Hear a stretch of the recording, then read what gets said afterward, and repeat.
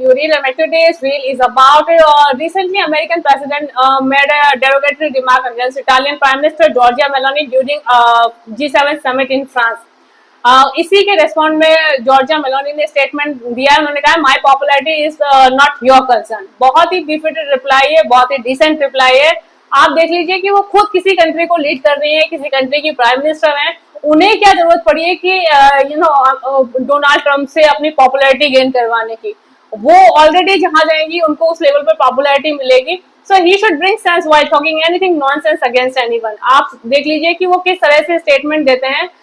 किसी भी वीमेन के लिए इस तरह का स्टेटमेंट देना कितना नेगेटिव हो जाता है, बट उनसे हम यदि ये एक्सपेक्ट करें कि वो वीमेन्स के लिए एक अच्छा एग्जांपल सेट करेंगे, वॉन्ट बी पॉसिबल। क्योंकि जिस पर्सन का एप्स्टीन फाइल में नाम है, जो इस तरह से नेगेटिवली इन सब चीजों को लेकर इन्वॉल्व है, वो वीमेन का रिस्पेक्ट कर सके या किसी के लिए पॉजिटिव रिमार्क दे सके, that want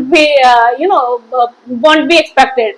so I understand his mindset. बहुत ही सिक मेंटालिटी के पर्सन है वो। इसी तरह के उल्टे सीधे रिमार्क देके लोगों को ट्रिगर करते हैं और उनको टारगेट करने की कोशिश करते हैं। उनका पूरा फ्रस्ट्रेशन था कि ईरान के यूएस वॉर के टाइम में इटली ने बहुत ही अपना क्लियर इंटेंशन रखा और जिस तरह से इटालियन प्राइम मिनिस्टर मिलोनी ने अपने पॉइंट ऑफ व्यू रखे, ये चीजें उनको खटक रही थी। तभी से वो उनके अगेंस्ट में कुछ ऐसा बोलना चाहते थे या उनको डिग्रेड करना चाहते थे, इसीलिए उन्होंने इस तरह का स्टेटमेंट दिया।